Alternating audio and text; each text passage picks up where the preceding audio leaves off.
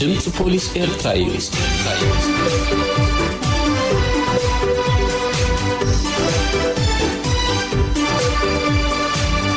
እዚ ድምጽ ፖሊስ ኤርትራ እዩ።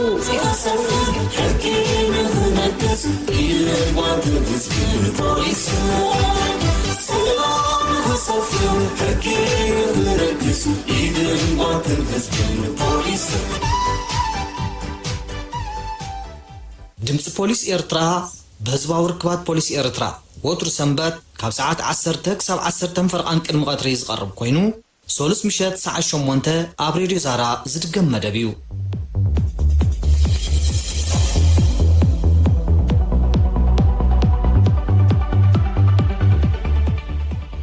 መደባት ድምጽ ፖሊስ ኤርትራ ኣብ ምክትታል ትርከቡ ክቡራትን ክቡራን ሰማዕትና ከመይ ትቕንዩ? ድምጽ ፖሊስ ኤርትራ ሎሙ ከሞትሩ ሓበርትን መሃርትን መደባት ኣዋዲዳ እንወት ፍልም ኣላ። ብዜና ፖሊስ ክንፍልም መስመር ናብ ኣንባብ ዜና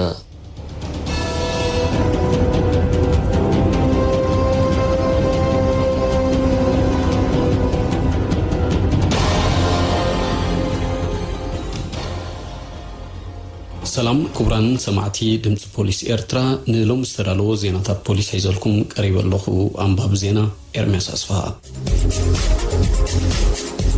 ዝተፈላለዩ ገበናት ፈጺሙ ተሰዊሩ ጸንሐ ጥርጡር ተቐይዱ። ኣብ ዝተፈላለየ ግዜን ቦታን ብስርቂ ካብ ገዛ እምነት ምጉዳል ዓመፃዊ ምግሳስን ኣካላዊ መጥቃዕትን ፈጺሙ ንግዚኡ ተሰዊሩ ከም ጸንሐ ዝተገልጸ ዩኤል ተኽላይ ሃብተ ዝተባህለ ጥርጡር ኣብ ትሕቲ ቀይዲ ከም ዝኣተወ መደበር ፖሊስ ድዋርቦ ሓቢሩ። እዚ ካብ 2012 ክሳብ ዝተታሕዘሉ 2019 ኣብ ስርቂ ካልእ ገበናትን ተዋፊሩ ከም ዝነበረ ዝእመን ጥርጡር ኣብ 2018 ብፖሊስ ይድለ ከም ዘሎ ድሕሪ ምፍላጡ ገዛውቲ እናቀያየረ ይሕባእ ከም ዝነበረን ድሓሩን ናብ ጎረቤት ሃገር ብምኻድ ንዝተወሰነ እዋን ዳሃያት ፊ ምንባሩን ዝገለጸ ፖሊስ ድዋርባ ኣብዚ ዝተጠቕሰ ግዜ እውን ካብ ዝተሰደደሉ ኣድሃሊሉ እናመፀ ከባቢ ድዋርቦ ኣብ ዝርከባ ዓድታት እናተንቀሳቐሰ ይሰርቕ ምንባሩ እቲ መደበር ፖሊስ ወሲኹ ሓቢሩ። በዚ መሰረት እዚ ወዲ 21 ዓመት ጥርጡር ብውልቁን ምስ ፍሊሞን ፍጹም በረኸት ርእሶም ቢንያምን ዓብደርሕማን ዝተባህሉ ካልኦት መሻርክቱን ብምዃን በብእዋኑ መፍትሕ ዝተፈላለዩ መንበሪ ኣባይቲ እናሰበረ ልዕሊ 88,000 ናቕፋ 30 ግራም ወርቅን 4 ኣርቲፊሻል በናጀርን ከም ሰረቐን ንብሙሉእ ድማ ዶብ ሃገር ብምስጋር ኣብ ውልቃዊ ረብሕኡ ከም ዘጣኣፎን ንፖሊስ ኣብ ዝሃቦ ቃል ተኸሳስነት ገሊጹ። ጥርጡር ዩኤል ብተወሳኺ ብዘይካ ዝፈጸሞ ስርቂ ንሓደ ኣባል ፖሊስ ብእምኒ ኣካላዊ ጉድኣት ብምውራዱ ምስ መካየቱ ንሓንቲ ጓል ኣንስተይቲ ብሓይሊ ብምዕማጹን እምነት ብምጉዳሉን ዝብሉ ተወሳኽቲ ክስታት ቀሪቦም ምህላውን ተፈሊጡሎ። ጥርጡር ዩኤል ቅድሚ ሕጂ 7 ግዜ ብስርቂ ተኸሲሱ ዝነበረ ዕሉል ሰራቒ ምዃኑ ካብ ሕሉፍ መዛግብቲ ፖሊስ ተረኽቡ ሓበሬታታት የረዱ። ኣብ ስርቂ እንስሳ ተዋፊሩ ጸንሐ ተታሒዙ። ኣብ ዓዲ ቀረጽ ንኡዞባ ደቀ ኣምሓረ 3 ከብቲ ሰሪቑ ተሰዊሩ ጸንሐ ጥርጡር ኣብ ትሕቲ ቁፅፅር ፖሊስ ውዒሉ። ኣዛዚ መደበር ፖሊስ ደቀ ኣምሓረ ሰርጌንቲ ኢድሪስ መሐመድ ብዛዕባ እዚ ንድምፂ ፖሊስ ኣብ ዝሃቦ ሓበሬታ ነተን ከብቲ ወዲ 32 ዓመት ዕቋ ሚካኤል ዩሳብ መስፍን ዝተባህለ ብ15 ሚያዝያ ሰዓት 3 ድሕሪ ቀትሪ ኣብ በረኻ ናይቲ ዓዲ ሓላዎ ከም ዘይብለን ብምስትብሃል ሰሪቑ ከም ዝወሰደን ኣረዲዩ። ጥርጡር ኣባ ሚካኤል ነተን ከብቲ ቀትርን ምሸትን ብእግሩ እናተጓዓዘ ናብ ኣስመራ ኣምፂኡ ከም ዝሸጠን ዝጠቐሰተ ሓበሬታ ዋናተን ከብቲ ጥሪቱ ኣብ ኣስመራ ከም ዝተረኣያ ፈለጥቶም ዝነገርዎ ናብ ኣስመራ ኸይዱ ነቶም ዓደግቲ ከም ዝረኸቦምን ንፖሊስ ሓቢሩ ከም ዘተሓዞምን ፖሊስ ፈጻምቲ ስርቂ ንምርካብ ኣድላይ ምክትታል ድሕሪ ምክያድ ጥርጡር ኣብ ሓደ ቦታ ቁማር እናተፃወተ ከም ዝሓዝዎን ኣዛዚ መደበር ፖሊስ ደቀ ኣምሓረ ወሲኹ ሓቢሩ። ሰነዳት ሕሉፍ ገበናት ጥርጡር ዕቋ ሚካኤል ከም ዘረጋግጾ ቅድሚ ሕጂ እውን ብስርቂ እንስሳ ምትላልን ስርቂ ካብ ገዛን ንኣስታት 8 ዓመታት ተኣሲሩ ዝነበረ ዕሉል ገበልኛ ምዃኑ ተፈሊጡሎ። በዛ ኣጋጣሚ ወለዲ ኣብ ጉስነት ንዝተዋፈሩ ደቆም ጥሪቶም ብግቡእ ክሕልው ኩምዕዱን ብቐረባ ክከታተሉን ከም ዝግባእ ፖሊስ ዘዋደቡ ኣተሓሳሲቡ። ሓደጋ ምጥሓል ንኸየጋጥም ተራ ወለዲ ወሳኒ ምዃኑ ተገሊጹ። ሓደጋ ምጥሓል ከየጋጥሙ ወለዲ ንደቆም ዝህቦ ኣስተምህሮን ዝገብሮ ምቁፅጻርን ወሳኒ ምዃኑ ዘዘራረብናዮም ኣባላት ፖሊስ ገሊጾም። ትሕቲ ዕድመ ህፃናትን መንእስያትን ናብ ዲጋታትን ሓጽብታትን ከይዶም ክሕምቡስ ከለዉ ምጥሓል ዘጋጥሞም ከም ዘለዉ ዝሓበሩ ቶም ኣባላት ኣብዚ እዋን እዚ እውን ምስ ምእታው ክራማት ተመሳሳሊ ትርኢዮታት ከይክሰቱ ወለዲ ንደቆም ብዛዕባ ክወርዶም ዝኽእል ኣሉታዊ ሳዕቤናት ክረዱን ናብዞም ዝተጠቕሱ ቦታታት ከይከዱ ክቋጻጸሩን ከም ዝግባእ ምዒዶም ብዘይካዚ ኣብ ገለገለ ከባቢታት ሃገርና ሓላው ዘይብሎም ዲጋታት ሓጽብታትን ረሃያታትን ከምኡውን መኽደኒ ዘይብሎም ዒላታት ጠንቂ ምትሓል ክኾኑ ከም ዝጸንሑ ብምጥቃስ ምምሕዳራትን ካልኦት ዝምልከቶም ኣካላትን ንኸምዚኦም ዝኣመሰሉ ጠንቂ ሓደጋታት ምትሓል ከይኮኑ ኣቓልቦ ክገብሩሎም እዋኑ ምዃኑ ኣረድዮም ኣብ ዝሓለፉ ኣዋርሕ ብሓደጋ ምትሓል ህይወቶም ሰኣኑ ትሕቲ ዕድመ ህፃናትን መንእስያትን ውሕዳት ከም ዘይኮኑ ጸብጻባት መደበራት ፖሊስ የረድእ እዚ ድምፂ ፖሊስ ኤርትራ እዩ ዝስዕብ ኣህጉራዊ ዜና ፖሊስ እዩ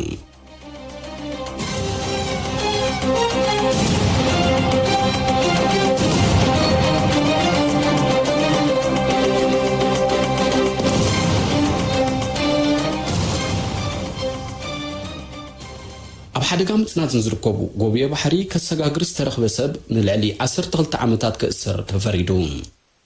ኣብ ቻይና ሓደጋ ምጽናት ከንጸላልዎም ንዝርከቡ ጎብየ ባሕሪ መዝሓሊ ኣብ ዘለዋ ናይ ጽዕነት መኪናኡ ጽዒኑ ካብቲ ሃገር ክወፅእ ዝተረኽበ ሰብ ናይ 12 ዓመታትን 7 ኣዋርሕን ክእሰር ከም ዝተፈርደ ካብቲ ሃገር ዝተፈነወ ዜና ገሊጹ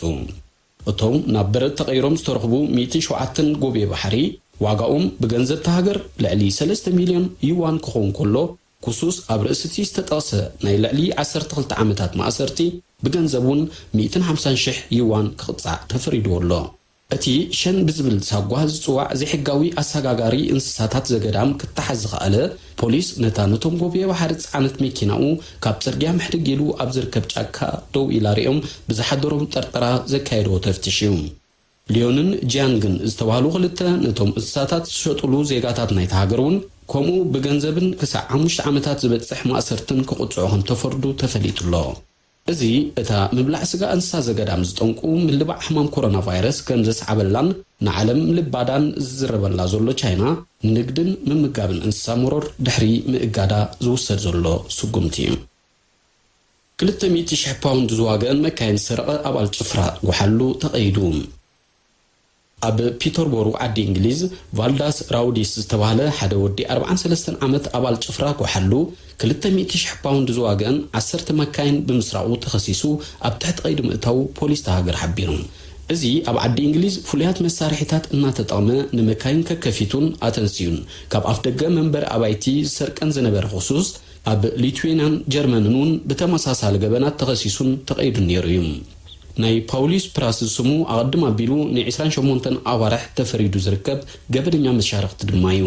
ራውዲስ ብፖሊስ ድሕሪ ምትሓዙ 6 ካብተን ብሓገዝ ፕራስ ዝሰረቐን መካይን ኣብ ሓደ ኮማዊ ደው መበሊና ኣሽቱ መካይንን ተሓቢአን ተረኺበን 12,700 ፓውንድ ዘውፅእ መሳርሒ ካናቢስ ዓይነቱ ዕፀ ፋርስን 11,655 ፓውንድ ጥረ ገንዘብን ከዓ ኣብ መንበር ቤቱ ጸኒሑ ኩሱስ ድማ ንዝፈጸመ ገበን ተኣሚኑ ን3 ዓመትን 8 ኣዋርሕን ክእሰር ተፈሪዱ ኣብ ቤት ማእሰርቲ ይርከብ ነቲ ጉዳይ ከጻርጽ ጸንሐ መርማር ፖሊስ እዚ ንግዳያት ናብ ስራሕ ይኹን ንደቆም ናብ ቤት ትምህርቲ መመላለሲ ኣስኢኖም ጸንሐ ስርቂ መካይን ድሕሪ 9 ኣዋርሕ ብዓወት ምድምዳሙ ከም ዘሕጎሶ ገሊጹ ወነንቲ መካይን ካብ ስርቂ ክድሕኑ ጎሓሉ በቐሊሉ ክኸፍቶ ዘይክእሉ መፋትሕ ክጥቀሙ ከዓ ኣዘኻኺሮም ናይ መወዳእታ ዜና ፖሊስ ሞሮኮ ብስግረ ደቡባዊ ገበና ዝተጠርጠሩ ሰባት ይቕይድ ፖሊስ ሞሮኮ ብዘይሕጋዊ መገዲ ደብ ሰጊሮም ናብ ሃገራት ኤውሮጳ ከኣቱ ዝሓሰቡ 6 ጥርጡራት ኣብ ትሕቲ ቀይዲ ከም ዘእተወ ገሊጹ እቶም ኣብ ሰሜናዊ ክፋል ሞሮኮ ኣብ ጉዕዞ ከም ዝነበሩ ተገሊጾም ዘለዉ ጥርጡራት ሓደ ነባሪ ስጳኛ ዝኾነ ሞሮካዊ ዝተረፉ ድማ ዜጋታት ኣልጀርያ ከም ዝኾኑ ካብ ዋና ቤት ጽሕፈት ሃገራዊ ጸጥታ ሞሮኮ ዝተረኽበ ጸብጻባ ነጺሩ እቶም ዜጋታት ነቲ ናይ ሞሮኮ መበቆል ዘለዎ ስጳኛዊ ብዘይ ሕጋዊ መገዲ ናብ ሃገራት ኤውሮጳ ንኽሰዶም ክሳብ 7,000 ዩሮ ከፊሎም ከም ዝነበሩ ኣብ ዝተኻየደሎም ምርመራ ንፖሊስ ሃገር ከም ዝሓበሩ ወሲኹ ዝገለጸት ቤት ጽሕፈት ኣብ ጉዕዞም ብሰንኪ ዝተኽስተ ዘይምስማዕ ኣብ ዝነበሮ ከባቢ ህውከት ብምፍጣሮምን ኣብ ልዕሊ ኣባላት ፖሊስ ጎነፃዊ ተቃውሞ ብምክያዶም ክቕየዱ ከም ዝኽኣሉ ሓቢሩ ብተወሳኺ ፖሊስ ሃገር ነቶም ጥርጡራት ንዝያዳ ምርመራ ኣብ ቤት ማእሰርቲ ክጸንሖም ዘለዎም ንኣኽባር ሕጊ ሃገር ተላብዮም እስጳኛ ብሞሮኮ አቢሎም ካብ ናብ ሃገራት ኤውሮጳን ዝሰጋገሩ አፍሪካውያን ስደተኛታት ምግታት ምስ ካልኦት ሃገራት ብምሽራኽ ዶባታ ብጽኑዕ ትሕሉ ምህላዋ ናብ ሃገራ ዝኣቱ ዝነበሩ ዘይሕጋውያን ስደተኛታት ብልዕሊ ፍርቂ ከም ዘጉደለት እያ ትገልጽ። እምበኣር ከዝኸበርኩም ሰማዕቲ ድምፂ ፖሊስ ኤርትራ ዜናታት ኣብዚ ዛዚምና ኣለና። ዝተረፉ መደባትና ክትከታተሉ ብኣኽብሮት ዕድም ብወገነይ ሰላም።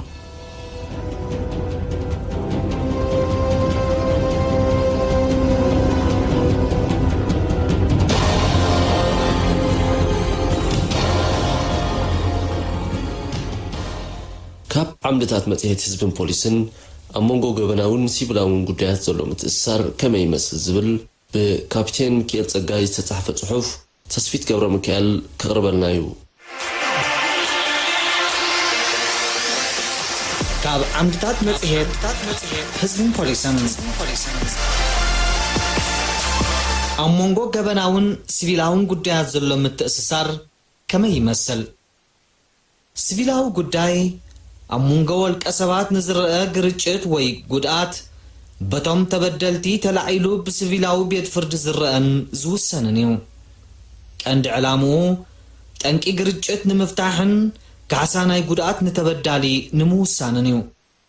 ገበናዊ ጉዳያት ዝበሃሉ ንህዝባዊ መሰላትን ረብሓታትን ዝጎድኡ ተግባራት ወይ ግድፈታት ምስ ዝፍጸሙ ካብ ነቲ ውልቀ ሰብ ንመንግስትን ህዝብን ኣገደስቲ ኮይኖም ዝርከቡ እዮም።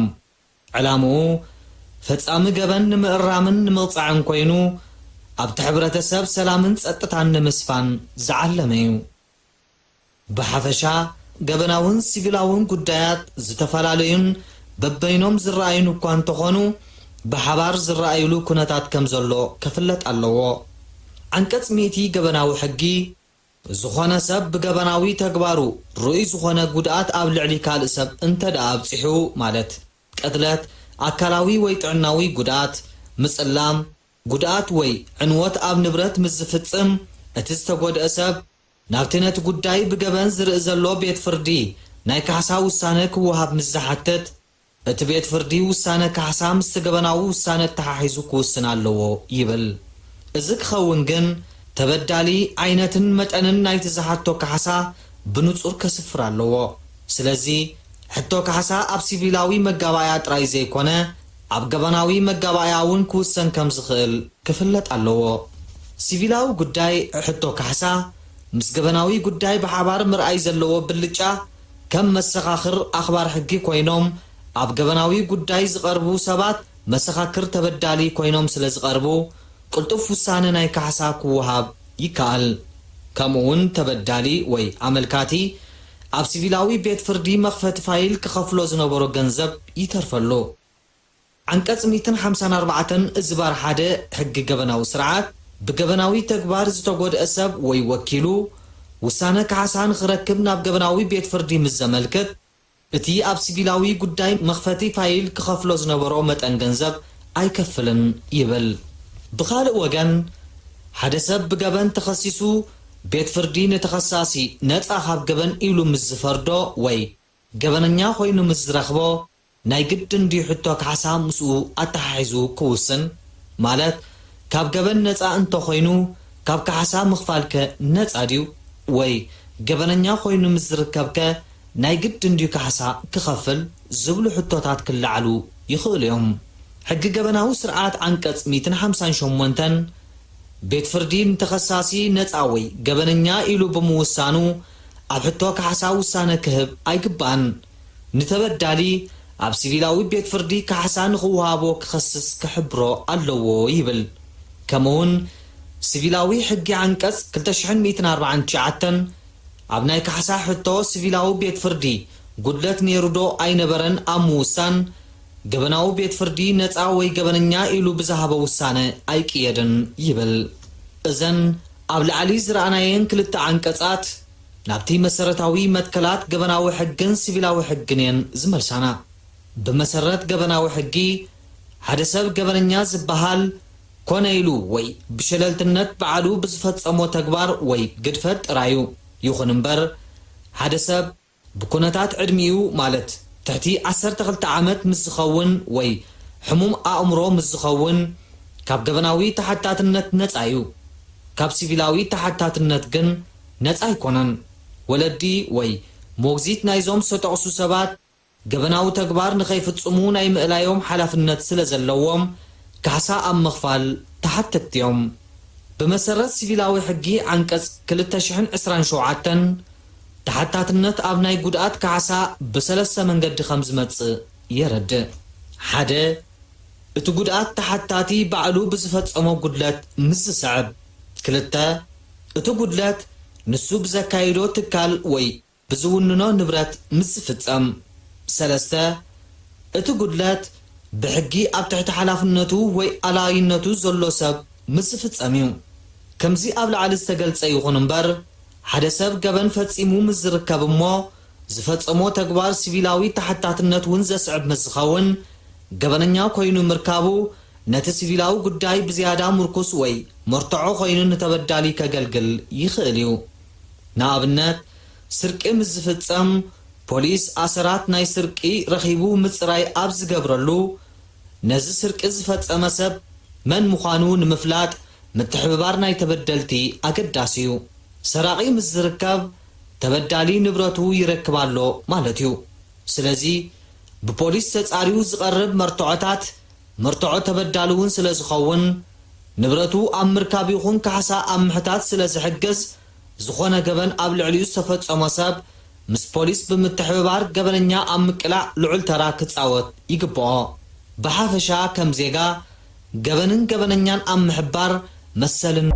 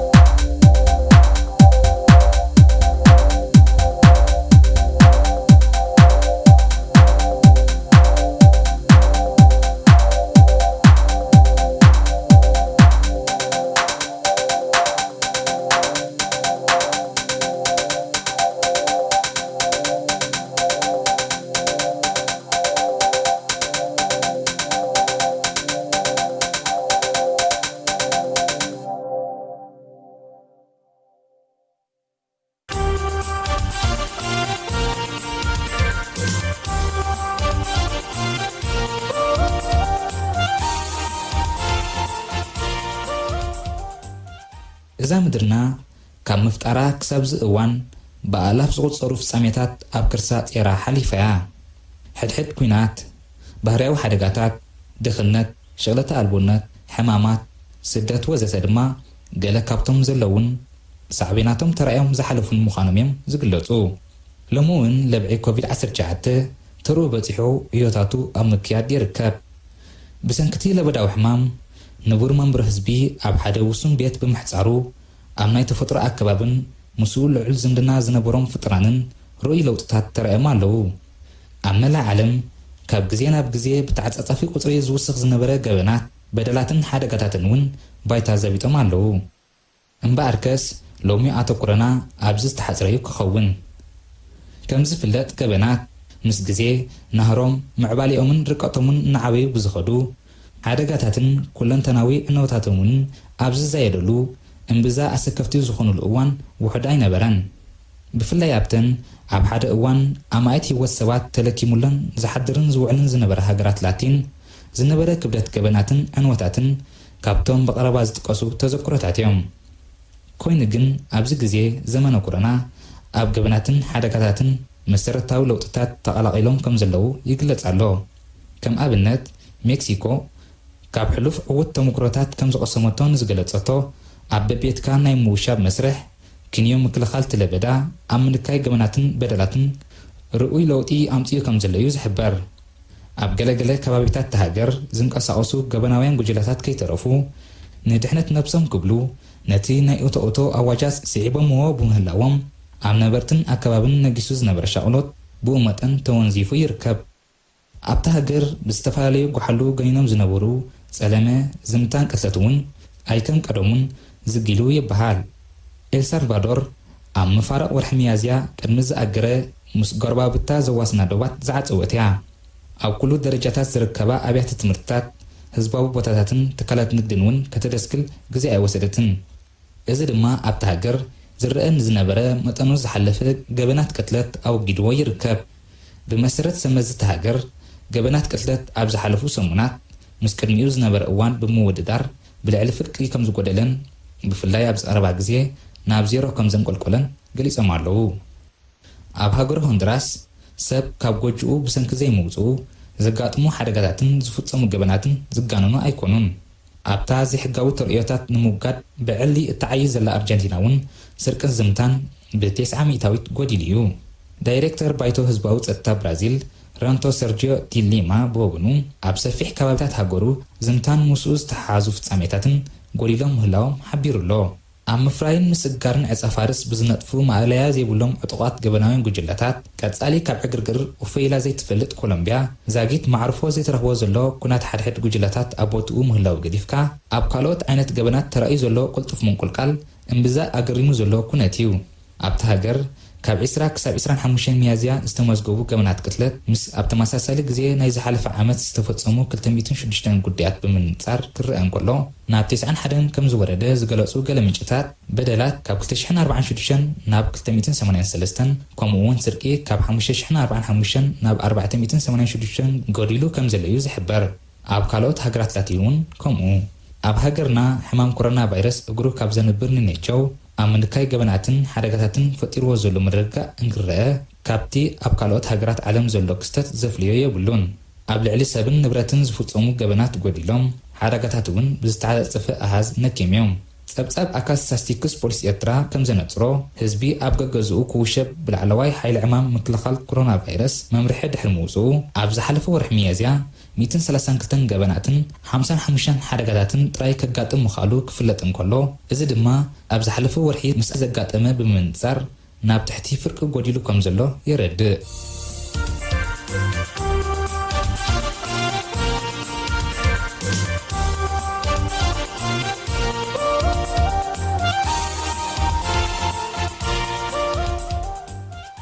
ክቡራት ሰማዕትና ካብ ተኸታተልቲ መደብና በብእዋኑ ዝተፈላለዩ ጽሑፋትን ግጥምታትን ይበጽሓልና እዩ ተሳታፍነቶም እናመስገንና ኣብ ቀጻሊ ከነቕርቦ ኢና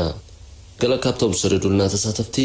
ገብረ መድህን ፀሃየ ዓብለል መንግስቲ ኣብ ኣዋጅ ብርሃነ ቀለታ ቢተው ቀሺ ፍስሓ ቀሺ ገብረ ኪዳን ኢንጂነር ሃብተ ገርጊስ ተስፋ ማርያም ጠዊል እዮም ንሎሚ ትቐርብ ግጥሚ እቲ እንኩ ኣማራጽ ብንቕሓት መመካት እዩ ብዝብል ኣርእስቲ ካብ ኮሚቴ ምክልኻል ሕማም ኮሮና ቫይረስ ቫሊነኪ ዝበፅሓትና ኮይና ስዒባ ክትቀርብ እያ እቲ እንኩ ኣመራጺ ብንቕሓት ምምካት እዩ ጽባቐስ መሊኡ በዚሕ እኮ ኣመና ኣየ መልክዕ ኣየ ግርማ ቁመና ፍዮር ባሕሪ እኮ ትመስል ተፈታዊ ኣመና ግብሪ ኻንዶም መኸፊኡ ግብሪ እከይ ኮይና ስጋ ሰብ ኮይኑ ቐለብካ ኣታ ጨካን ኮሮና ኣባ ማኢት ዓመታት ዝበፅሓቶ ዓለም ኣብ ሓጢር ኣዋርሕ ኣቢልካዮ ዓጠም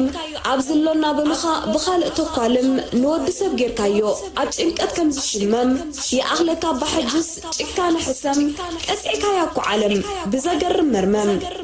ፈሊጥናዮ ዘይመጽሕ ኢዱ ኩሩዝ ሚሳይልካ ፈሊጥናዮ ዘይተወልወለ ንብረት እዩ ድበ ምኽተሪኻ ፈሊጥናዮ ዝተኣግደ ሰቢና ህጅም ታርጌትካ ፈሊጥናዮ ኣብ ኢድ ከም ትተርፍ ተላሕዲድካ ኣታ ጨካን ኮሮና ዓለማዊ ግብረ ሽበራ ተጽንት በድራጋ ብሓባር ኣልሚምካ ብልዑል ንቕሓት ብሓያል ጥንቀቐ ተረጋጊእና ክንስዕሪና ምስዓሪ ባህልና ሕጂ ግዳ ምስ ዓለምና ተፈቲና እኮ ንበይንና ኣብ ትበዳህ እዋን ፍናንና ሰነቕና ኣብ ሓንቲ ዘንጊ ኣብ ሓንቲ ህርመት ልቢ ዓሲልና ዝበሃል ኩሉ ብዘይ ሸለልትነት ሰግቢርና ብዘይ ሓደ ጉድኣት መሰስ بعوض دميعنا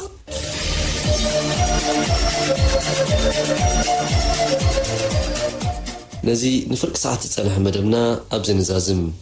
أبزي ما تسومون يرخمنا نابلنا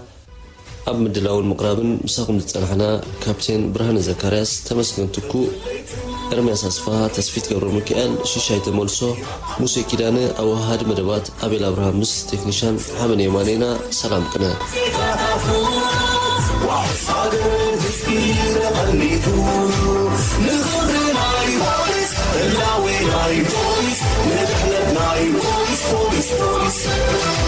نغضر ناي بوليس اللاوي ناي بوليس نبحلت ناي بوليس بوليس بوليس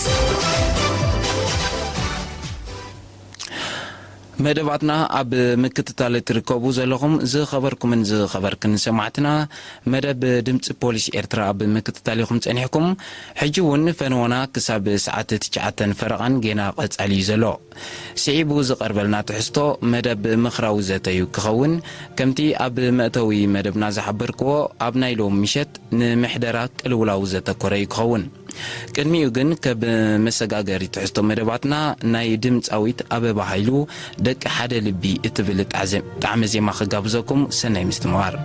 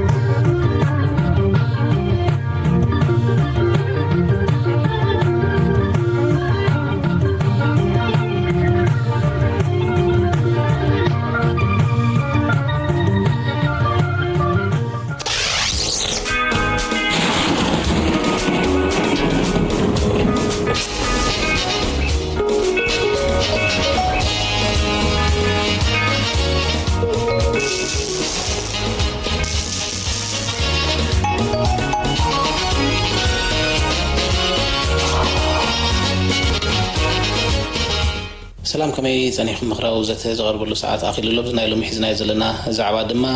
محدره كلولاو زبل تحستو خلو ايو نزل عنا يزلنا الاستي مويا مخرخ بنا عديمنا يزلنا دكتور يمان الدستا مهور زباو محدار اب كوليج بيزنسن محبراوي سنفتتن عد غيحو دكتور يمان قاعد احمد صها كم زغت اوصل صنحو زعبا محدره كلولاو يترسنا سلازي مجمرة قلولاو انتايو محدره كلولاو كم عرست انتاي راهي غني لي كلولاو بحصر زباله انتاي مس صقم ستحازندي اجي معالتاو زقاطمنا صقم داركا زبزحو بقليلو نفتحو منا بزي حقس زي كلولاو يك كرايسيس بالانجليزي زبال كن للعامخا زخونه بدو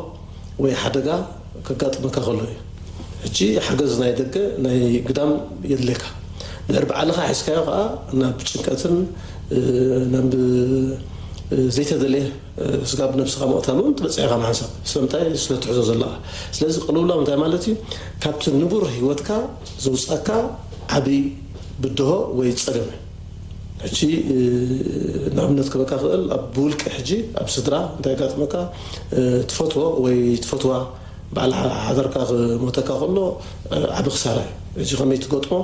نسو مسموتاسي بدعري انت تقبر يلكا اب چنكتاتو بزح ገንዘብ ኣብ ሓደ እዋን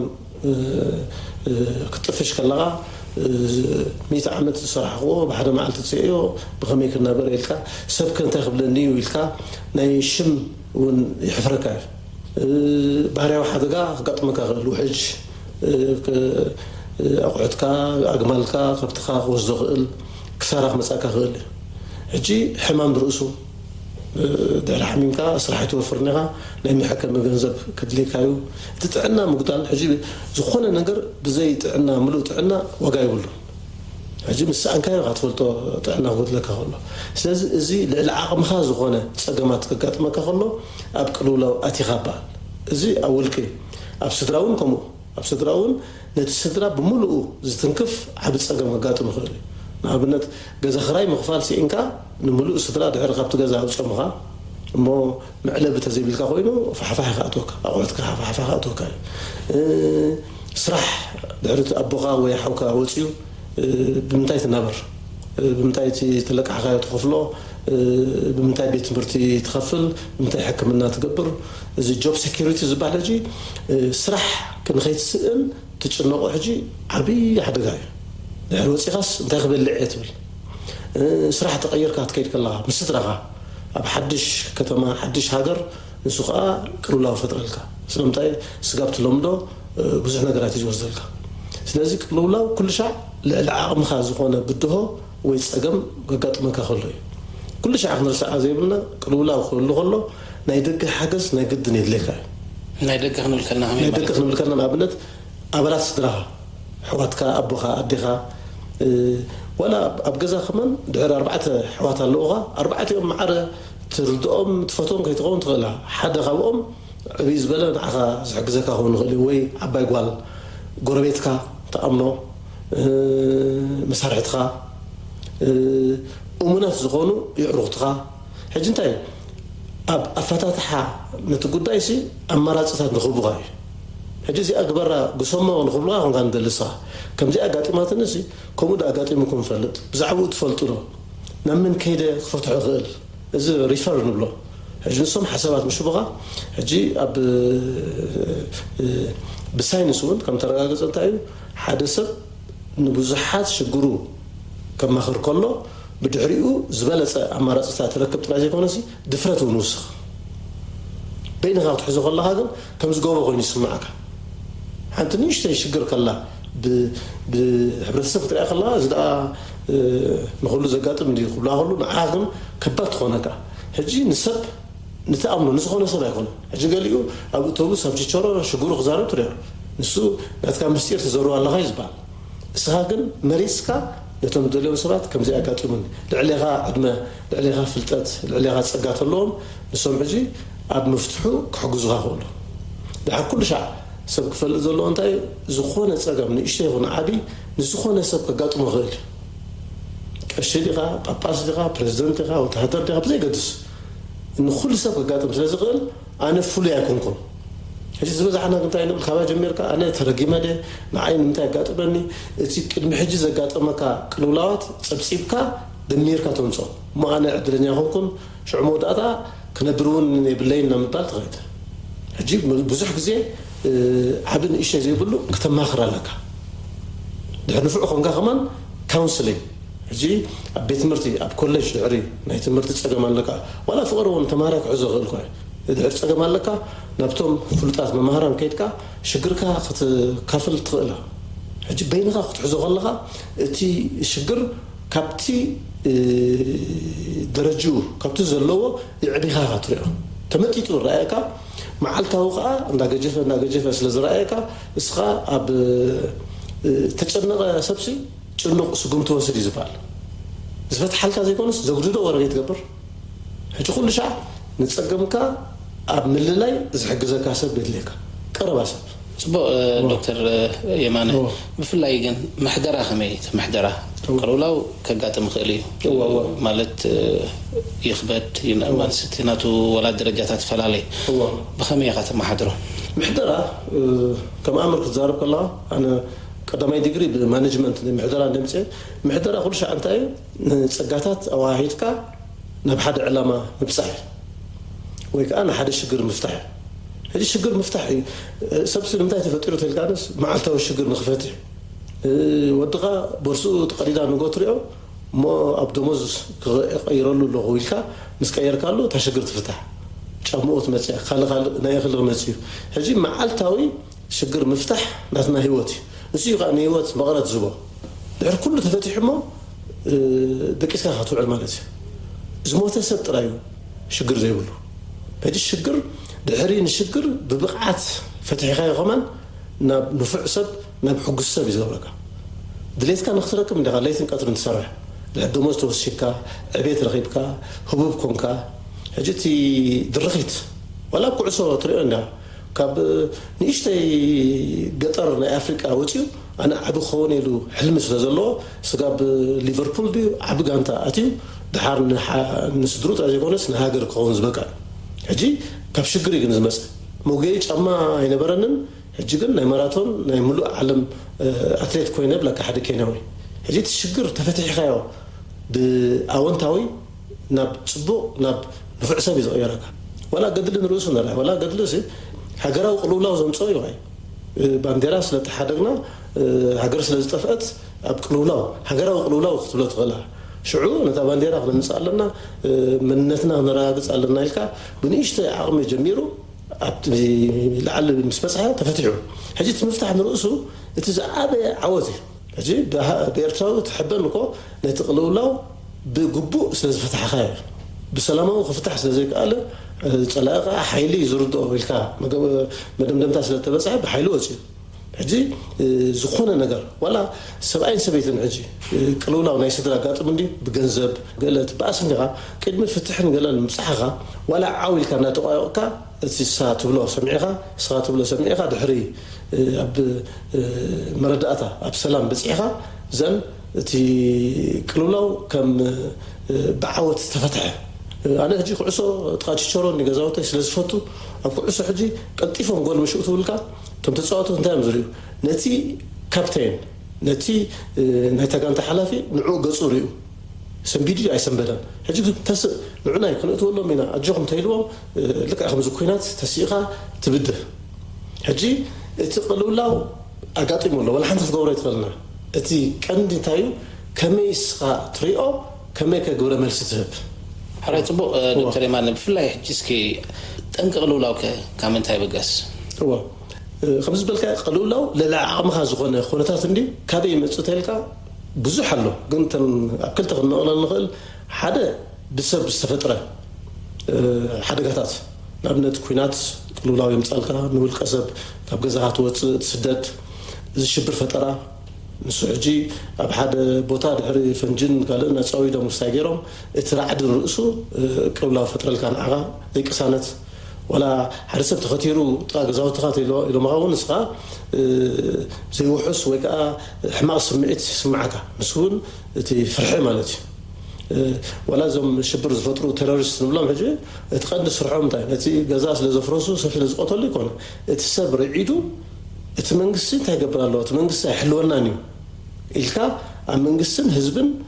نقع المغبار حجي كل شيء قلولاو بسبب فطره خون خل ببهراون خون خل تميت مريت مقطقات كم سونامي حجي ناي جابان زقاطم سونامي حجي نسو نتي ناي جابان ايكونومي يقولوا تي وطراج ايكونومي نتسب نغنغ بيلو حجي ناي جابان قفل يزغبرو تي سب سرحون تي بهراون كلتي تحوش سلامتايت السونامي نتي النيوكلير رياكتور توكيشوا النيوكلير اكسيدنت بسبب سرعه ناي الكتريك زمن شو ينيرو حجي خلتيو خوينو نتي ايكونومي نتي عنوات نتي نبرز غنزب طف سبز موته سبز قوسله حجي قلولاو سب سرعه خون غل كاب بهرياون خون غل قند ግን ኣብ ስድራ ኣብ ውልቀ ተመፂኻ ግን ብዙሕ ኮይኑ ተናገደስ እንታይ ሓንቲ ምስ ሰብ ዘለካ ርክባት ሓንቲ ጠንቀና ይቅልውላ ኣብ መንጎ ስድራን ጎረቤትን ኣብ መንጎ ስኻን ዕሩኽትኻን ስለምታይ እዚ ሪሌሽንሽፕስ እዚ ርክባት ንብሎ ድሕሪ ብፅቡቕ ብፍቕሪ ብሓጎስ ብትሕጋዝ ተኮይኑ ንፅቡቅ ካይ ድሕሪ ኣብ ቅንኢ ኣብ ሕስድና ኣብ ባእሲ ኣብ ህልኽ ኣቲኻ ከዓ ብዛዕባ ተባእስናዮም ሰባት ንሓስብ ደቂስና ዘይናሕደሉ በዝሕ ኮነ ሓሳብ ሰውን ከምኡ ብቅንኢ ብኩሉ ሕጂ ናብ ማሕበራዊ ርክባት ኢና ንብሎ ንሱ ሓርፋፍ ክኸውን ከሎ ጭንቀትን ቅልውላውን ፈጥረልካ ሕጂ ናይ ሰብኣይን ሰበይትን ሕጂ እቲ ዝኸበደ ናይ ክልቴኻ ዘይተሰማምዓኻ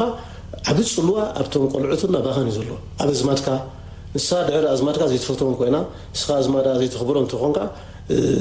እንዳላሕመ ዝኸይድ ምስ ጎረቤትካ ሰላም ተዘይብልካ ስኒት ተዘይብልካ ምስ ሓላፊኻ ስኒት ተዘይብልካ ሕጂ እዚ ንዓኻ ቅልውላው ፈጥረልካ ርክባት ካልእ ኣገዳሲ ናይ ገንዘብ ኣገዳሲ ገንዘብ ሕጂ ዝበዝሐ ሰብ ገንዘብ እንታይ መስሎ ከምዚ ኣኪብካ ኣብ ባንክ ስለ ዝቐመጥካዮ ዝተዓወትካ መስሎ ገንዘብ ኣገዳሲ ዝገብሮ እንታይ እዩ ብገንዘብ ጌርካ ኣቑሑትን ኣገልግሎትን ስለ ትገዛእሉ ሕጂ ገንዘብ ብቐሊል ትግርኛ እንታይ ዝበሃል መተግበር እዩ ገንዘብ ተዘይብልካ ከተግበር ኣይትኽእልና መንግስቲ ናብ ኩናት ክኸይድ ተኮይኑ ገንዘብ ሓደ ኣገዳሲ እዩ ዋላ ኣሜሪካ ምስ ኩሉ ሃብቶም ክንደይ ቢልዮናት እዮም ኣብ ኩናት ዘጥፍኡ ምናልባት ገንዘብ ዘይብሎም ድኻ ተዝኾኑ ኣሜሪካ ኩናት እዮም ዝኣወጁ ነይሮም ሕጂ ገንዘብ መተግበር ስለ ዝኾነ ገንዘብ ክትስእን ከለኻ ጭንቀት ትገብረልካ ገዛ ኽራይ መኽፈል ትስእን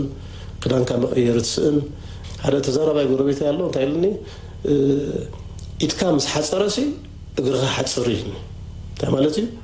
ትሕሶ ስለ ዘይብልካ ምስ ሰብ ክትሕወስ የፀገመካ ጥዑይ ክዳን ስለ ዘይብልካ ኣይትኸይድን ገንዘብ ክትዋፅእ ስለ ዘይከኣልካ ኣይትኸይድን ኣረቂ ሽኮር ቡን ሒዝካ ክትከይድ ኣይትኽእልን ኣራንጂ ሒዝካ ንሕሉም ክትበፅሕ ስለ ዘይትኽእል ትተርፍ ሕጂ ገንዘብ ንወዲ ሰብ ኣገዳሲ እዩ ሕራይ ጠንቂ ክንዛረብ ፀኒሕና ሳዕቤና እዩ ዝኩሉ ቅልውላውከ ኣብ ሰባት ደውርዶ ሕጂ ብዙሕ እንዴ ተሰዓበይኑ ግን ሕፅር ኣቢለ ሕጂ ሓደ ሰብ ኣብ ቅልውላው ድሕሪ ኣትዩ ወይ ስድራ እታ ቀዳመይቲ ትመፅእ እንታይ ሓንጎልካ ስለ ዝጭናቕ ብጥዑይ ብስርዓት ክትሓስብ ኣይትኽእልና ሕጂ ጌጋ ኣብ ልዕሊ ጌጋ ክትገብር እቲ ኣካይዳኻሲ ንቡር ዘይኮነ ዘይንቡር እዩ ዝኸውን ስለምንታይ ካብ ሓደ መንደቕ ናብ ሓደ መንደቕ ከም ሰኽራም እንዳተናጎፅካ ትኸይ ዘለካ ሕጂ እንታይ እዩ ናይ ምሕሳብ ክእለት ናትካ የድክሞ ሰብ ከዓ ተዘይሓሲሙ ናብ እንስሳ እዩ ዝኸይድ مش نحسب نتزاربنا نخيل بيننا سمعنا سألنا ويك أشجرنا أبرئسنا ليتن كترن 24 ساعة سلا زوردن زديبن زلوي سلازي نايم حساب تقولوا ناتكا ينكي قال كند أقوم نجار أفراي زخانة سرح تساتف زي تقوم نجارات تقدر تقول كم زي keeping yourself busy زبال كم زي كم مسولوسيس إلك سرح اللغة إلك تمثل مرجن أي سرحنا سمت حنقولك مسخايلا انت يقبركم زلو خمان كو ايفلطن انتبل بخمي غا تصواتاي كعصو بفلاي ولا وتهدر ابتسرحو نقيحو كواغا وي كصوت تخوينو كاب شجر كاب قلولاو نصاختو وصولك اجن ابنت زي فرغسون انا خاطر زد نقو مسلطاني ناي وصاتنيا تصواتاي كغزو خلونا بعد انجليز ተቀዳመይቲ ዝጥንቀቕ እንታይ ኣብ ቅልውላው ከይኣቱ እቲ ምግቢ ምስ ማዕስኡኖም ደቆም ቤት ትምህርቲ ይስእኑ ሰራሕተኛ ይስእኑ ሕጂ እሱ እንታይ ኢሉ ኣነ ቤቢሲተር ከምዚ ቆልዓ ትዕዲ ናይዞም ቆልዑ ናይዞም ተፃውተት የለ ምስ መፁ ሰራሕተኛ ምፃሎም ቋንቋ ዘምህሮም ምፃሎም ኩሉ ነገር ምስ ገበርኩሎም ምእንትን ነፃ ኮይኖም ኣብ ጎል ምእታው ክሳተፉ ምእንታን ሕጂ ኣብ ጥዑይ ስራሕ ክትሳተፍ ሓንጎልካ ነፃ ክኾን ኣለዎ ካብ ቅልውላው ካልእ ኣነ መዓልታዊ ዘጋጥመኒ ድሕሪ ዘይቅሱን ቅልውላው ኣለካ ኣብ ሓንጎልካ ወይ ኣብ ስድራኻ ኮይኑ ተባእሳይ ኢኻ ትኸውን ኣነ ሓንሳብ ቁጥር 9 ቁጥር 11 እተውስ ክስቀል ከለኹ ንጎ ምድሪ ሰብኣይ ወይ ሰበይቲ መፅኡ ምስ ተፈተሪኖ ባእስ 50 ቅርሺ ንጎ ምድሪ ህባ ሸርፊ የብለይን እሞ ክፅሕፈልካ ክትወርድ ከለኻ መንኦ ክትብንለክ ብኡ ዝጀመረ ካልእ ፀርፊ ፀርፋ ሕዚ ሰበይቲ ጓና ዋላ ትኹን ሓፍትና ኤርትራዊት እንድያ ንእሽተይ ደሞዝ ዘለዋ ንጎ ምድሪ ትፀርፋ ዘለካ እንታይ ስለ ዝገበረት ብድሕሪኻ ዘፀግመካ ዘይተፈትሐ ሽግር ኣሎ ገዛኻ ሆስቲሊቲ ዝበሃል ከም ተፀባኢ ትኾን ኣብ ስራሕ ትበኣስ ኣብ ደገ ትበኣስ እሱኢሉ ተባእሳይ ዝኸውን ገንዘብ ዘይብሉ ሽግር ዘይብሉ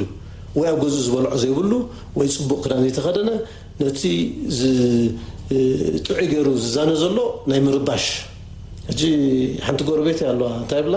ነፍሱ ዝፀልአ ሰብሲ ንሰብ ዝፀልእ ብላ ሕጂ እቲ ዘይምዕጋብ ኣብ ውሽጥኻ ንተፀባእነት ይዕድም ኣብ ዝኾነ ቅዋም እንታይ ዝብል ሰላም ኣብ ውሽጢ ቤትና ሰላም ከዓ ምስ ጎረቤትና የውርደልና እዩ ዝብል እታ ሰላም ኣብ ቤትካ ታቐንዲ ካብ ቤትካ ተቐንዲ ከዓ ሰላም ምስ ነፍስኻ ምስ ነፍስና ክንጋጭ ኢና ንውዕል ዝኮነና ፅቡቅ ዶክተር የማነ ስለዚ ኣብ ውልቀ ሰብ ኣብ ስድራ ኣብ ትካላት ቅልውላው ምሕደራ ፍልልይ ኣለዎ ዲ ካብ ሓደ ናብ ሓደ እዋ ፍልልይ ኣለዎ ሕጂ እቲ ቀንዲ ፍልልይ እንታይ እዩ እቲ ናይ ደረጃ ፍልልይ ሕጂ ናይ ውልቀ ሰብ ቅልውላው ወይ ሽግር ንእሽቶ እዩ ነቲ ሰብ ጥራይ ዝፀልዎ ሕጂ ንኣብነት ኣቦኻ ተሞይቱ ነቲ ስድራ ይፀሉ እስኻ ግን ንሓንቲ ጓል ንፍቕሪ ሓቲትካያ ወይ ንመርዓ ሓቲትካያ ድሕሪ ኣብያትካ እስኻ እቲ ቃንዛት ዝስማዓካ ኣይትበልዕን ኣይትድቅስን ስድራኻ ሻቆሉ እንታኾንካ ወይ ዝያዳ መስተ ትሰቲ ዝያዳ ሽጋራ ትሰቲ ሕጂ ትደረጅኡ ንክንደይ ሰብ እዩ ዝትንክፍ ናይ ውልቂ ንሓደ ሰብ ጥራይ ዝትንክፍ ናይ ስድራ ተኮይኑ ንኣብነት ሉቸንሳ ድሕሪ ኣጥፊእኻ ድሕሪ ጠፊሽካ ስድራ ሙሉእ እያ ክትጠሚ ወይ ከዓ ኩናት ድሕሪ ተጀሚሩ ሙሉእ ስድራ ካብ ሓደ ገጠር ናብ ካልእ ሃገር ድሕሪ ከምዚ ናይ ሩዋንዳ ዲሞክራቲክ ሪፐብሊክ ኦፍ ኮንጎ ጁባ ንሪኦ ኣብ እንታይ ዝያዳ ክትንክፋ ደሊ ኣደራዕ ናይ ስድራ ቅልውላው ደቂ ኣንስትዮ ምዃነን ኣደ ብፍላይ ኣፀቢቓ ትስከሞ ንሳ ጥራይ ዋላ ብዝናትና ጠሪቕካ ኣብ ታሪክ ካብ ጃንሆይ ጀሚርካ ደርጊ ዋላስ ካብ ሕጂ ዝኾነ ፀገም ኣብ ስድራ ክመፅእ ከሎ ኣቦታትና ክብሮም ኣነ ቀንዲ ግን ኣዴታትና ትፀሩ ዝብሮ ዋላ ኣብ ሰውራ ኤርትራ ተሪቕካ ዓብ ተራ ዝነበረን ንሰን ሰብኣይ ክጋደል ምስ ከደ ነቶም ንኣሽቱ ትዕብዮም ስጋብ ዩኒቨርሲቲ ተብፅሖም ሰበይታ እያ ኣቦኻ ምስ ሞተ ዕብያ ኣብቲ ዝብፃሕ ትብፅሓካ ኣዴኻ እዞም ረፊጂ ሕጂ ትሪኦም ኩናት ዝጅምሩ ኣሰብኡትን ሰብኣይ ሰብኣይ ኩናት ዝገብር ሽዑ ኣደራዕ መን ሰበይትን ቆልዑትን ሕጂ ትርኢ ኣብዚ ናይ ኣፍሪቃ ናይ ውሽጢ ኩናት ወይ ነንሕትካ ክኸውን ከሎ ኣብ ጁባ ወይ ኣብ ሳውት ሱዳን ወይ ዲሞክራቲክ ሪፐብሊክ ኦፍ ኮንጎ ጎማ ዝበሃል ቦታ ሰበይቲ ጥስቲ ኮበርታ ኣብ ርእሳ ተሰኪማ ቆልዓ ሓዚላ ቆልዑትን እንዳጎተተት ክትከይድ ከላ ትሪኣ ከለኻ እቲ ቅልውላው ስጋብ ክንደይ ደቂ ኣንስትዮ ስከምኦ ትርኢ ሕራይ ስለዚ ፍልልይ ኣለዎ ኢና ንብል ዘለና ናይ ደረጃ ንክንደይ ሰብ ይፀሉ ስለዚ ፅቡቅ ብልክዕ ግን ኣብ መንጎ ውልቃዊ ፀገማትን ሓበራዊ ፀገማትን እንታይ ትፍልልዩ እዋ እንታይ እዩ ውልቃዊ ፀገም እንተኮይኑ ውልቃዊ መፍትሒ ውልቃዊ ስጉምቲ ኢኻ ክትወስድ ዘለካ ሓበራዊ ፀገም ዝበሃል ግን ልዕሊ ክልተ ወይ ከዓ ብዙሓት ሰባት ኮሚኒቲ ንሓደ ሕብረተሰብ ዝትንክፍ ክኸውን ከሎ ሕጂ ንኣብነት ሓደ ሰብ ኣብ ሓደ ጫፍ ኤርትራ ተኸቲሩ ተኢልካ ናቲ ውልቀ ሰብ እዩ ዝያዳ ዝምልከት ኣብ ሓደ ገዛውቲ ግን ከምዚ ጋንግስተርስ ተኣኪቦም ሲ ደቂ ኣንስትዮ ክሓልፋ ከለዋ ገንዘብ ሃባብሉ ገለ ተኢልካ ነቲ ገዛውቲ ብምሉእ ይትንክፍ ዘሎ እሱ ሕጂ ሓበራዊ ፀገም ይኸውን ሓበራዊ ፀገም ክኸውን ከሎ ሽዑ ኣድህቦ ናይ መንግስቲ የምፅእ ሕጂ መንግስቲ ናይ ውልቀ ሰብ ናይ ነፍሱ ወከፍ ክፈትሕ ግዜን ፀጋን ካልኡን የብሉን መንግስቲ እንታይ ዝገብር ንብዙሓት ሰባት ዝትንክፍ ፀገም ከምፅእ ከሎ ሶሻል ፕሮብለም እዩ ዝበሃል ናይ ሕብረተሰብ ፀገማት ከምዚ መሃይምነት ኩናት ጎረቤት ሰራዊት ወይ መንግስቲ ከርዕደካ ከፍርሐካ ከሎ እቲ መንግስቲ ሽዑ ክዘለልካ ይመፅእ ሕማም ከምዚ ናይ ኮሮና መፅእ ከሎ ኮሮና ናይ ውልቂ ይኮነ ንምሉእ ዶባ ኤርትራ ጥራይ ዘይኮነስ ንምሉእ ዓለም ዘንቀጥቅጥ ዘሎ እዩ ስለዚ ናይ መንግስቲ ኢድ ምእታው ናይ ግድን የምፅእ ስለዚ ኮሌክቲቭ ፕሮብለም ዝበሃል ንብዙሓት ሰባት ነቲ ሕብረተሰብ ዝትንክፍ እዩ ውልቃዊ ግን እቲ ሰዓብኑ እውን ኣብ ሓደ ንእሽተይ ሰብ ወይ ስድራ ጥራይ ተደረተ ኸውን ስለዚ ኩሉ ሻዕ መንግስቲ ናብቲ ኣጀንዳ ዝእትዎ ንብዙሕ ሰብ ዝትንክፍ ፀገም ምእንቲ ክኸውን እዩ ሽዑይቲ ፓብሊክ ፖሊሲ ናይ መንግስቲ ዘድሊ ማሕበራዊ ፀገም ንምፍታሕ እዩ ንኣብነት መሃይምነት ናይ ሓደ ሕብረተሰብ ፀገም እዩ ናይ ዓበይቲ ትምህርቲ ተምፅእ ስራሕ ኣልቦነት ዝዕረኽ ሳ ኮይኑ እዘን ናይ ኮንስትራክሽን ናይ ሕርሻ ድዩ ስራሕ ትፈጥር ሕጂ ፖሊሲ መፍትሒ እዩ እቲ ማሕበራዊ ፀገም ከዓ እቲ ንኩሉ ሰብ ዝትንክፍ ዘሳቂ ፀገም ገበን ክኸውን ይኽእል ሕጂ ገበን ክበዝሕ ከሎ ነቲ ሕብረተሰብ ኣብ ፍርሒ ኣብ ራዕዲ ስለዝእትዎ ኣብ ስርዓት ኣልቦነት ከዓ ስለዝወስደካ ሽዑ መንግስቲ ብፖሊስ ገይሩ ቤት ፍርዲ ገይሩ ቤት ማእሰርቲ ገይሩ ኢዱ እቱ ማለት እዩ መብዛሕትኡ ግዜ ሰብ እዩ ዝፅውዖ መንግስቲ እስኻ ኮ ሓደጋ ምስ ኣጋጠመካ ፖሊስ ትፅውዕ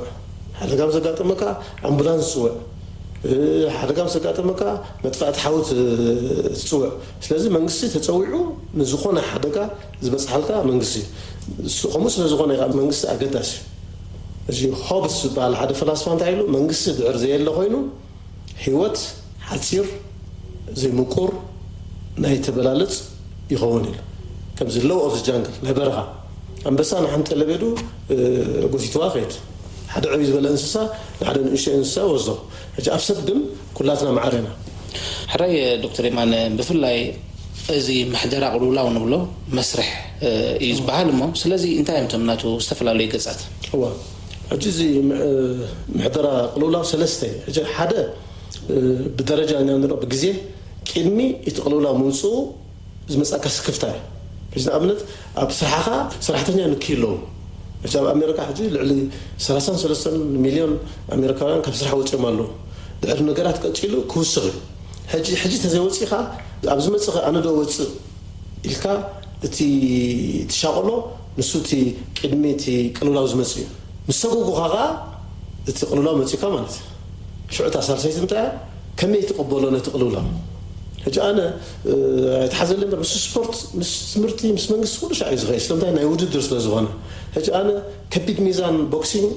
ይከታተል ይፈልጥ ኣብ ከቢድ ሚዛን ቦክሲንግ ገጅፍቲ ስለ ዝኾኑ ተዛሃርሙኻ ከዓ ከቢድ እዩ ርእስኻ እዩ ዝነቓኖ ሕጂ ኣብ ከቢድ ሚዛን ቦክሲንግ ምህራም ጥራይ ኣይኮነን ትቁም ነገር ተሃሪምካ ከዓ ዘይምውዳእ ነቲ ፀቕጢ ነቲ ተሃረምካዮ ዝፃወር ወዳ ሕጂ ኣብ ሓንቲ 1974 መሓመድ ዓሊ ንጆርጅ ፎርማን ሰዓሮ ኣብ መበል 12 ዙር 3 ግዜ ወዲቑ ተሲኡ ኣብ መወዳእታ ግን ሓንሰብ ኣውዲቑ ስዒርዎ ሕጂ 3 ግዜ ምትሳእ ተፃወርነት እዩ ሕጂ እንታይ ዝበሃል እዚ መንጋጋኻሲ ተሪርዲ እዩ ዝበሃል መስትያት ተሰርሐ መንጋጉኡ ተኢሎምኻ ሓንሳብ ተሃሪምካ ትወድቕ ማለት እዩ ሕጂ ሰብከ ዕንወት ወርደካ ውሕጅ መፃካ ፍትሕ ኣጋጥመካ ሓዘን ኣጋጥመካ ከመይ ትፃወሩ ሕጂ ነቲ ቅልውላው ዘምፃልና ዘሎ ክንቋፅሮ ዳርጋ ኣይንኽእል ኢና ምስ ኣጋጠመ ግን ከመይ ተማሕድሮ ኣነ ሕጂ ንደቂ ኣንስትዮ ክሕግዝ ይደሊ ብዓቕመይ ሕጂ ሓንቲ ጓል ጎረቤትካ ገለ ሓደ ንእሽተይ ወዲ ኣጋጊዋ ኣብ ጥንሲ ኣብ ካልእ ተኣቱምሽ ሕጂ ንምንታይ ጥንሲ መፂ ኮንካ እንትብል ኢት ሃዝ ሃፕን ትቅልውላው ሕጂ ከመይ ተማሕድሮ ንእሽተይ ኮይኑ ትወዲ ዓቕሚ ለካ ገንዘብ ኮይኑ ንሕና ሓንቲ ድኳን ክንካረየልካ ኣክባት ብሎ ወይ ካብ ካልኣይ ሰብኣይ ከዓ ከይትወልድ ኣብ ካልእ ነገራት ከይተኣቱ ንጓልካ ትሕሉ ካብ ገዛ ውፂ ተልካያ ፀገም እዩ ዘምፅእ ሕጂ እዚ ማርቲን ሉተር ኪንግ ዶክተር እንታይ ኢሉ ኩሉ ኣብ ዓለም ዝግበር ብተስፋ እዩ ተስፋ ምሳእንካ ኻ ነብዝኻ ትቐትል ሕጂ ኩሉ ሻዕ ተስፋ ክትበለካ ንሰብ ቀሪብካ ኻ ኣጆኻ ንኩሉ ሰብ ዘጋጥም እዩ ወላ ብሕክምና ተሪኢኻ እቲ ኸኒና ጥራይ ይኮነ ዘድሕነካ እቲ ዶክተር ዝበካ ማዕዳን ምትባዕን እዩ كابخا زغلو دمصيوم سي بأقرم كيدهم بس خلاص نشتي نرا ودي سمنا دحين نايو تيلوكا اتي تسفا كم مغبي انا زوستو تسفا زغورصكا سبي انا سل ان فاكت امريكا انتام حنت خف زماروني سي نو تو نو ايكوني نزبلكا سبسي اي تسمع ولا بقيمه 50 ولا انا بقدلي انا بسوريا اوترا تخيلكا ايكوني اي تسعومن يهم خطفيهم نابلكا كنفتري نابلكا بنيشتي عقمي تجمر دا تي سوق لولاوكا ناشتو قطمات ناس عركا ابتا عبد قطم سعركا فنصانت تمص بعبد قطم جمر يلكو ولا حدا بروفيسور زنف انا علم ولا رين حدا معلتي اب كندرغارتن ينيرو حجي كل شع نسبت از بلا انا اتناشتو عوتات بهيوت كاسي استمرن تدميرن عبز مصا قلولاو مس قالي سب مخير كايون كردو خلي قاليو جن ابو اسوس لز غبرو تقلبلاو ولا تمخير ون زي سمع انت لو خينو ناب سنامراوي صقمات كسعبلو خلدو وحجي انتايدي تقدمي تاقداسي قلولاو خمصقلو قلطيفكا كتقطموت كلالك هجيتي اب حنقولكا تملاليس مصنعها غايو دابل ناب سنامراوي صقم زوسدكا هجي او من ينفع زلو سدران عرفتخان زي نبور نغرات تقبر كلها سرحته بكر كلها صريتنا اكل تقدل كلها كدانكا يتحصب تونكا شغارا مستخ تبزع كلها زيومتم معقنتات ويكا انديكيتورز نزبالو هجي سبزي ناتكا مسياس لزغونه كحتلكان ككاتلكا نغبو هجي قالينا سوق نبل تچنيقو يزلو جميراتو لما الكاتراي رسايت تقبر قمت تي سقمسي زفتح كون غير قال لي نفقر تخوينس بزح نحسب ستا تفكرها كمان كيف لطت واخا تحمل نعجزب لا خفل غير قنصها تخبطه حسب تنظر الله انا مليونات عندي زلنا بلك حمام ولا حمام من الاسو انا نمتح حمام يبال بحدا كوميدي رئاسي دحري حمام صدي كتفرع كون كاسي بزعبات امراض الحساب تبل امراض انت موت موت حشكات لما تموت موت فرعنا حجينا تحمامك كتب محضره مدحانيت انت وصلتك سقابتي اكزابير زفقدلك تصني غتكبر حجي كم زبوله دحر زقدد خوينو ناب حكمنا خيتك كتراي نبوري سلازي سي زبز حقم انا بتصاص لزريو زبز حسي تريتابل تزقات مكاسي تي حجي كنت تشنقات معالتاو تملاليسو نوح وان كقصل كله قايز بلعك انا اخذ فرسكا حمتنا ايكونومكس سبوت كورس في امريكا كله وسيد انتايلنا نفس وقت الصدرا نناتو تصقمالو كلتا دخا صدرا كمان توسيتكا حدا عين تصقم اي كله من كل سب ببين تصقم يزلو لا ገንዘብ ጥራይ ያኮነን ዘሎ እዝና አምነት ክልተ ድኻ ስድራ ጎረባብ ተኾይኖም እቲ ሓንቲ ንፍዕቲ ተኾይና አንዳ ሃብታማት ትሰርሕ تحاسبلن كدانن مغوغو تغبر تماساسلن تخوينا طعي مغبخ بلاع كتحيله تسرح اطقما كداونت دي غنزب دي مغبخ نتم دق عايزات مزيا ازي حنت كن بزح مساب زي تقرب تمرتون قرب تبدلت دعر كوينا مسدقا كتطمت غلا هجي خلته دخا صدرا وسيتكا حدا عين صقم الله كتب لا يدخلنا ولا خلت حتى ما الصدرا وسيتكا حدا عين صقم الله كتب لا يدخلنا نص وقف الصدرا نناتو كم زي هاجر كمان كلنا هاجرات صقم الله نص وقف هاجر كن نناتا كللا زغبو صقم ايديوسينكراسي يزبال نحادث زغولصوسي صقمات الله هجي خمس صقم زختب لا صقمك اتقندكن ناتكا ممتطر ناتكا مقيار كبابيها تقير يتخلنا محبراو صقم قطراو صقم بزي صقمات زلو السخاخا نعو كميله قطمه اجن امنت حنتي كالتشر شوك زبالو هاجر مسقير كاسي اتباهلي اتانبابرا كتقط يصقمكامو هجي تا حنتي كم مفتاح تتقمتا نسدراخا بخالص سدراتك ايو نعرختها بغال عرختك كم زي مصانا نعمالتي شعور تنافقوت ينكي نافقوت زي بالك تخونكا كو چكان سبا نافقوت ادلاي ግን بمطن حراي دكتور يمان بفلاي غزيون ياكلالو خمنا تقاللون كخننا خليزي امراس عوت محجر عقلولا وانتايم مالسي احتر بالك كاب كلولا كنا لقس نخيل دينا مالس كلولا زي بالعالم الله ده وي هوت هالو دي حجنتا كلولا 100 خميتي كتلقسو لا يتغلنا جن بناتكا شللتنت بناتكا شجر تأتون قللات علو هجا أنا قمار جيت خوينا دا قمار قديدو زأتوني لان زواراي تخوينا نأجابي possibility دا هلو أمستر بزح جنزب تتفق خونكا بعلغا بأسة أتخونكا هجس بعلغا سي نشجر كدليو أي تخيل يزبال جن زمساكا بعلغا علو هجي نعو جن السغان دا تقبل تخلا تقدم انتاي كل شيء حسب فلت أزلو نزخونة تساقم كقاتما كخلو حبريتا مأكب يتقدم أي درجة تساقم انتاي شمو تأقاتم من زلو ناي فقر دي ناي جنزب دي ناي سلطان دي ناي ركبات محمراو ركبات مسابيتاي مسدقاي مسغوربيتاي انتاي تساقم دحار تساقم عقونها نيشتاي مع خلاي قجف دحار العقمها خمس خون دعرقميتكا نسبات من قار airing your problems يزبال كم زي نفاس كم زي أتوه تقبر نتساقمك هجي نتأمن عركات نقير كا قال يزي ما أزدا ما كالنا حليفنا يعني إحنا هجي تمكرو زقود لك هجي خابخا زعبه بتمكرو بعدمد الرئيخة زي سنبت سب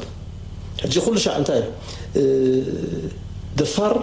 ويكا جقنا ويكا قوز تبلو زي فرح مالت ايضا عقنو زحلو فرحي اقداسي تنقوق قبركا قن فرحيخا ناب باراليسيس بزاقات عنيتكا دعري تدقس كونكا قن مويتكا لغا مالتي هجي انا انتاي حبريتا مأكب نسبات نجيركا غا أمارة تبغى أمز بقولها أنا اسم السبيتي شيء اعتقاد غنزل له كم خمسة تقبلنا الله أنا غا خمسة من السلة له قلعت خمس يوم كان سبت نقول الله أمارة تكون نقول لك خلي هجي أبزي توم زمخروقة أنا أنت خبلا مزدلي زخونة أمون عركة تبلا تفوتوا الصدرة تبلا مسارع اعتقاد تبلا أنتاي حدا أنا تاو قمة كبكاي ولا إذا أسيلون دي تشارم إذا أسبيت زي خبرها خنزب لك سب يقاقين كتعرض خلها زي أتا نفسه صنيعوسي زي تصنع زبال ولا بكينات كمان كوي هجي سبز حق زكا يدليك دكتور إيمانا دستا مهور حزب محدار راب كوليج بيزنسن محبراس نفتسن عد غيح سلتي أبسولينا مزيحة ذهب كان سفح مويا ومخري دقيمي مسكنك أنت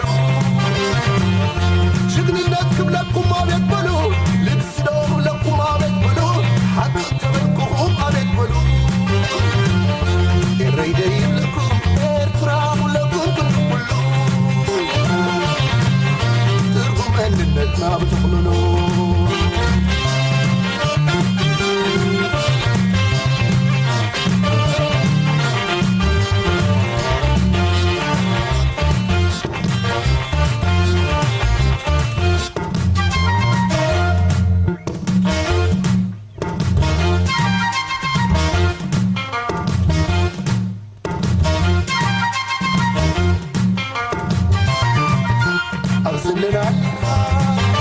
ترى تزايد بزي ودعفتي عدو يمكن ستينا يتمني غزيرك ما يفقري سقاي تفتي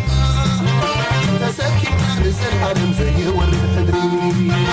كم حدا كل حسب كم حدا مسرقت قبري وعلنا الكي هقري كبري عبد حمار عبد تقم عبد الوان حسار مكرا عبد بيزي السلام عبد رهوة عبد تلي عبلو محزمرا عرزغت كخيدي علاتني بمنفس التمام صدرا يحسمت عن جزي يغرب يرحق بسخون السفرا منفس كالو حزبنا يقريترا سبقنا ويلمون فتاري خامنا أمنو حلو النمري نتسلا اسفتير كفابتري المسو قبل طهن زعن تري من النتنا نكبت عمو عري كل صبرنا أخندي زي تسقري جبايري بالكم ما يكون يدفن دكي إري يمسقنو كباكم مفتر نرغب كبلو ومنزح أسلو نبنكس كبلو ومسكفلو نوث كبلو ومسخملو سلام يلوم بيتي يا سلالي سلام قالي سلام يا امنتي سلام باقي سلام يا تسميتي يا أهل السقاين زبالي حزبي متنخاي هذا قنيا وبحاول وزار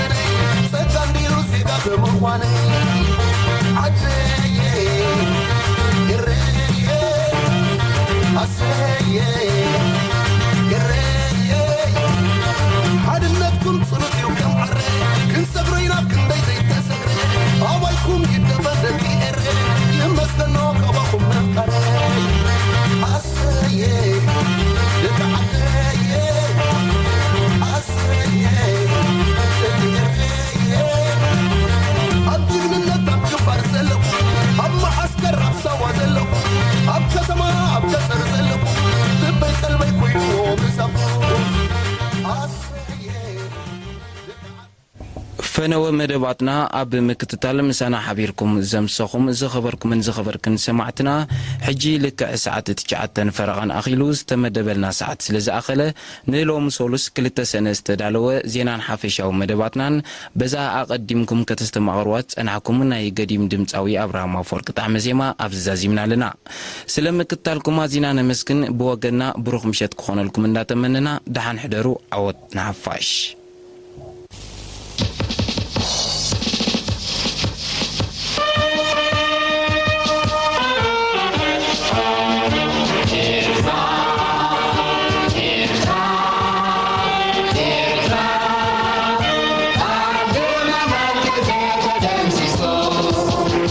That's what